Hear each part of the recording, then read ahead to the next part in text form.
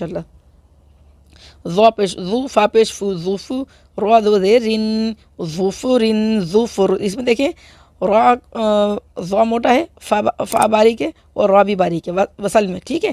اور وقف میں کیا ہوگا کہ ذو موٹا ہے اور را بھی موٹا ہو جائے گا، ٹھیک ہے، اور فا باریک رہے گا. ظفو، ظفرن، دیکھیں ہم نے را کو باریک پڑھا ہے کیونکہ را کے نیچے دو زیر ہیں.